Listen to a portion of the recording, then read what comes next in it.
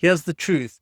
Most architectural design proposals are half-baked, or either they're overcomplex and overwhelm the client. This keeps the client in maybe mode, dragging out decisions and leaving you, the architect, to work on risk and sometimes even losing the project. From my experience, when I show up to meetings proposing the initial idea with my well-innovated approach, something marvelous happens, leading to faster approvals, securing design fees. In this video, I'll be walking you through the same exact strategy that I used to make this happen. You can download a PDF of Bridging the Gap in the description below. I've also experienced the transition from overproduction to a streamlined workflow and seen my own ability to win clients often depends on the right tools, the right creative process and balance. I've also had the privilege of teaching these same strategies to over 300 students, helping them cut through the noise and focus on what actually moves the needle in each stage of the design. What you're doing, helping everybody all over the world, really something. Using this hybrid method and pulling these two together. I've been looking at this for 25 years. It's opened my eyes up. He opens up the possibilities beyond what you may know. It really blew me away. Learning some fairly accessible techniques, putting them together, sell the ideas. You've taken very simple ways of using all the tools that we normally use, and you've rearranged the puzzle to create the most streamlined way of working. I learned so many techniques that I would never have been able to come up with on my own. This was exactly what I needed to learn. They say that when the student is ready, the teacher will arrive. Here's the shift that changed everything for me. I stopped thinking of the design process just as a creative act. What I realized is the design process is one of the most powerful business tools that an architect can possess. Used correctly, it draws the client emotionally, it creates rapport and momentum, and it puts the architect in a position where the client becomes a collaborator invested in the design. What I found early in my career is that often I overproduced for initial meetings. For instance, I created detailed design, complex sections, over refined planning and photoreal renderings, even including virtual walkthroughs. A false sense of finality can often be dictatorial, distract the client from what really matters. That is, generate fees and to move forward. Good early stage design doesn't mean more. It means just enough. Enough clarity just to spark the trust. Enough vagueness to leave room for co-creation and imagineering with your client. Think of it like this. Just as Frank Lloyd Wright or Mies van der Rohe selected each pen, compass, or drawing table with purpose, today's architects must be deliberate about the digital tools they adopt. Tools like Revit, Rhino, SketchUp, ArchiCAD, the plethora of AI tools, and the graphic design softwares that they need to choose from. There's a flood of options, but mastering all of them isn't the goal. The goal is workflow leverage, selecting the fewest, most effective tools that move a project forward fast without drowning in unnecessary effort. So let us dive deeper into understanding what bridging the gap is. And in order to do that, we're going to speak about our design process with the client. So in order to understand what bridging the gap is, we need to see what's going wrong within the architectural process when it comes to meeting with the client. And we're going to take a look at different design meetings that have been set up during a timeline. And obviously, it always starts off with our first meeting where we gather information to propose a architectural design. And that could possibly happen in the first and second meetings. But as we move forward, the architect gets to experience the client and the client gets to experience the architect. And there's a certain amount of rapport built between the client and architect.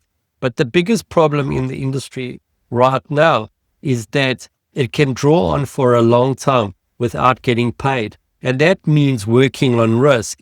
Most architects in the world, they work on risk for too long and they land up getting into financial trouble because of that. So the second issue is that every single time that we meet with the client, there's an iteration that needs to be done where the design needs to be tweaked and everything needs to be reworked and represented to the client.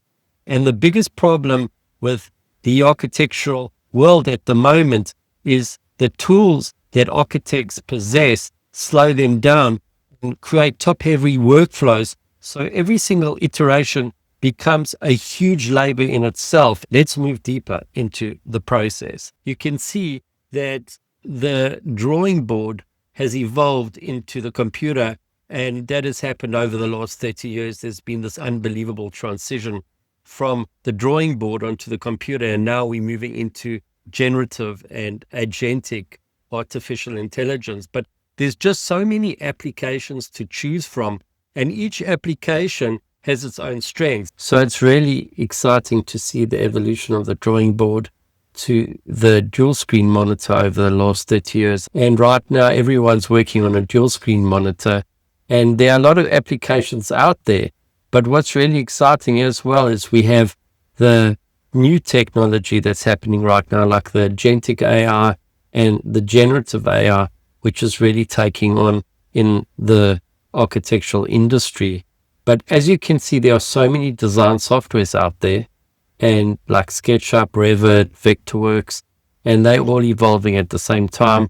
We've got 3D modeling software. There are tens of 3D modeling softwares. There's also the graphic tools that we use to bring our presentations to life, as well as the brand new applications out there. And each one in itself is a small world. So which softwares do you choose to work with? Which softwares do you mix together to create the perfect virtual drawing board? And we're going to be taking a look at that in our next slide, because that's in essence how you become exquisitely nimble and agile in the process that we were talking about in our previous slide. So this is my virtual drawing board, which helps me to bridge the gap.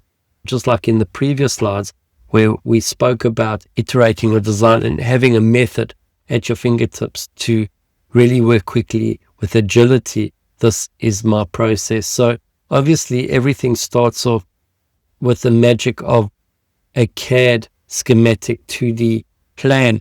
Always planning comes first. But once you've got your plan, you can bring it into Revit that can be used to mask the envelope and to create a convincing model in very short times. And the beauty about the masking tool, which is only unique to Revit, is that it's easy to update your model when you have to do design changes. And then once you've got your model finalized, then you can bring it into SketchUp. Now, SketchUp is the most amazing tool. It's almost like a stewing pot where you cut all the ingredients up to prepare for your final serving. And it allows us to do a whole lot of things. It allows us to bring our model together with entourage, which is foliage, people, cars, trees, and anything that will bring our model to life. And then also it allows us to tweak the model at a very high level of design. And then we can also save views and fine views, because SketchUp is a very primitive software and allows us that ability to manipulate. But then there are all these ways that we can render, and you can choose which way you like to render. These are the render formats I love the best. I love rendering in D5. I also have an ability to use the Artful Render, which is more of a handcrafted type of render. And then we also have the AI renders, which are really superb. But then all of that render material, or those perspectival images, come into Photoshop, where we do post-production. Photoshop is like an artistic suite where everything gets produced in its final glory, where all the images get airbrushed, gently softened up, and prepared for something which I call Photoshop layout. So Photoshop helps us for layout, and layout is where we set up our drawings for print, and those prints get used to meet with the client. I'm big into printing stuff out. I believe when you manifest on paper, it's absolutely psychologically a bigger trigger than showing a client on screen. So let's take a look at bridging the gap in its entirety in our final slide. So I've had the opportunity to bridge the gap many, many times for different projects. And what I've found is obviously starting off with a conceptual idea is a wonderful thing, but one needs to manifest fees. And the only way to do that is by introducing a very powerful concept to test the integrity of the client at the early stages of the design proposal. The right tools need to be chosen, the right workflow as well, as we've just discussed in the previous slides, and that will give you the power to bridge the gap at the second or third meeting. That's the core idea behind bridging the gap. Once designers know how to bridge the gap, something really exciting happens where the impact of getting started seems to affect the next stages of project development and is the epicenter and unfolding, which I call the design ripple. The design ripple is the product of a powerful concept design spreading project interest in a radial fashion to others. If the whole idea of bridging the gap resonates with you, please leave your thoughts in the comment section below the video. And don't forget, the full Bridging the Gap PDF is available in the description below. It walks through my step-by-step workflow toolkit and mindset for getting early buy-in. I hope this helps you in the same way it empowered me. And if you're interested, watch the next video to go a little bit deeper. Thanks for watching, and I look forward to sharing more with you.